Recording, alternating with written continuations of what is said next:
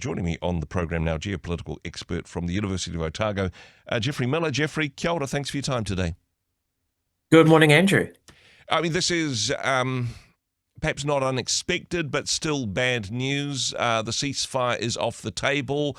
The US and Israel blaming Hamas. And to be fair, one of the conditions of a ceasefire was the release of the remaining hostages. Is that the sticking point on this one, Geoffrey? Well, it seems to be from the US perspective. Steve Witkoff, Donald Trump's envoy, posted earlier today, Hamas does not appear to be coordinated or acting in good faith, and the US Israel have pulled out of the negotiations in Qatar. So the ceasefire talks have collapsed. The signs have not been great, to be fair, over the past few weeks, but there's always been a glimmer of hope that there would be a breakthrough at some point, and we would have a circuit breaker in the tragedy that continues to unfold in Gaza with a ceasefire.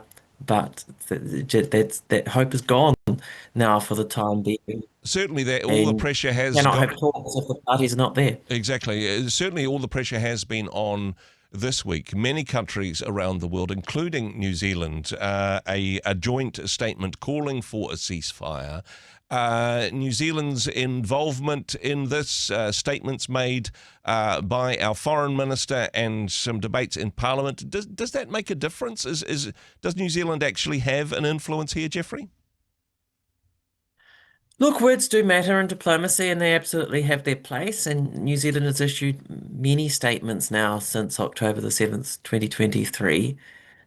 Many joint statements, statements on its own, statements of all kinds. Winston Peters, I think, is a great believer in joint statements, working together with others. Yep. At the same time, I do wonder whether it is enough. If I could just read the end of a statement Winston Peters, the Foreign Minister, made in Parliament on Tuesday, Andrew. He said New Zealand has always accepted that it has limited influence over the course of this generations-long conflict. The Middle East is a long way from New Zealand, but we can and must still do our part. New Zealand's mission has for decades been consistent. We want dialogue, we want diplomacy, we want negotiation, we want a two-state solution. You know, there's a lot to agree with in what he says there.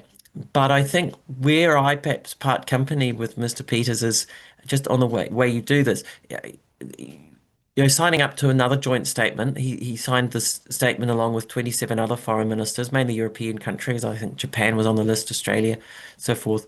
You know, this is useful, but these ceasefire talks have collapsed, and New Zealand calling for them to continue or whatever isn't actually helping. I think, in short, Andrew, New Zealand needs to become a lot more active in the peacemaking, the ceasefire, the negotiation process. And Winston Peters, I think, undersells himself. He's actually a very experienced foreign minister. He's been foreign minister now 3 times.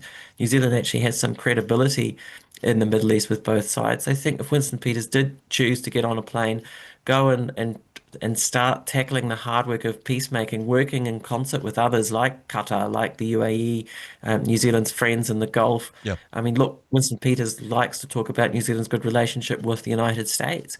He met Marco Rubio in June. He met him in Washington in March. He has some connections there, and he could pull on all of those levers. Now, look, look, if we were honest about this, he probably will fail because everyone else has failed up to this point.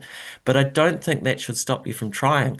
And perhaps, you know, there does need to be some creative thinking after almost 2 years of war here.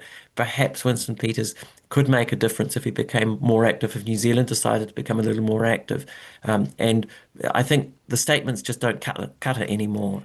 And there's just not enough. When the significance of this joint statement, though, there were so many countries, basically every viable Western power, apart from the United States, signed up to this. It's kind of like the United States and Israel against the world. This is certainly the way in which it's looking. And therein lies the problem, Geoffrey, because at the same time that we're making strong statements against Israel, many of these nations are also wanting to do trade deals with the US. It seems like diplomatically between a rock and a hard place. Mm. And look, the United States is the key here. Robert Patman, of course, you speak to regularly as well. He gave a talk recently here in Dunedin on New Zealand's position in the Middle East, and he makes the point that the United States is supplying four-fifths, 80% of the weapons to Israel. Yeah. So if Israel is not listening, I think if you follow the money or follow the weaponry here, the United States is the way to get Israel to listen.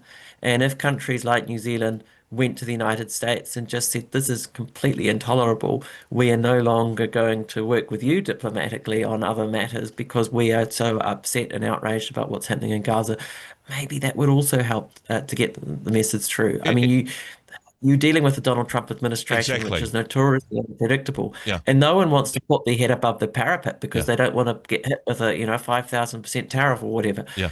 But maybe if you have to try, and maybe you have to expose yourself to some risk. You know that this may see you get clobbered, Yeah. but if you work together, and this is the thing, if you work together, it's hard for Donald Trump to punish everyone. I Mm. mean, he might try. But if the entirety of the European Union, Australia, New Zealand, Canada, Japan, if they all went to the United States and said, "Well, Israel is not listening to us, but you need to listen because the weapons and the suffering in Gaza, in large part, is also being caused by actions conducted by the United States." I think maybe the Trump administration might begin to understand Yeah. what the depth of feeling is. I mean, when it comes to the humanitarian situation, so much of what is happening at the moment comes back to the Gaza Humanitarian Foundation, Yeah. which was set up in late May, which only has, I think, 4 distribution points for aid. And you're seeing this literal Hunger Games every day of men rushing to try and get food for their families and grabbing it off the back of trucks. And this is when you're having Israeli and possibly US contractors firing on them, where we've had around 1,000 deaths now Yeah. of people just trying to get food for their families since May. It's absolutely intolerable. No, it's a very serious situation indeed, and as we're talking, I suppose the question's about what next in this situation. The ceasefire talks are off. The joint statement seems to have had little effect. Give us some optimism in this space, Geoffrey. What would be the next best step from New Zealand or from our allies? Well, look, my message would be we need to move from words to actions. Hmm. And Winston Peters, he speaks very eloquently and very well. And I think there's absolutely a place for all of this. I mean, in the statement on Tuesday in Parliament, he said the international community is united in its revulsion to what is happening in Gaza. This horror must end. I don't disagree with any of these things that he's saying there. Yeah, But I just think you need to become more active and look at what constructive things you can do. And I think it has to be in the peacemaking. And that has to involve talking to all sides, including Israel, including the United States, including Hamas.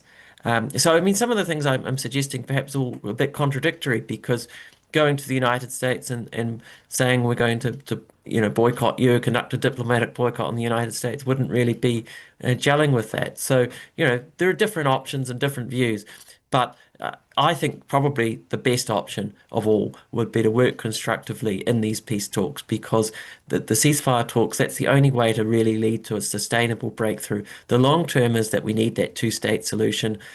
We need a political solution, not a military one. But in the first instance, what we do need is a ceasefire. And New Zealand, I think, can play a more active role in all of that. and hey, we certainly hope that is the case. There have been some. Unfortunately, run out of time to get into the details of this, but there have been some indications of New Zealand's influence in that part of the world, with a trade deal with UAE recently, as you mentioned. We have friends and partners in that part of the world. Maybe we should use our influence there. Geoffrey, thank you so much for your insight and analysis on this complex topic. Thanks so much for joining us. Thanks, Andrew. All the best. Hey, thanks very much for joining us in the Rhema studio. Thanks very much for watching the interview. It's kind of nice to have an audience, actually. And if you did like what you watched, then do give us a like, do give us the thumbs up. And if you'd like to see more interviews like that one, or perhaps even better, subscribe and those interviews will come straight to you. Don't forget to turn on your notifications, and we'll see you in the next one. Cheers.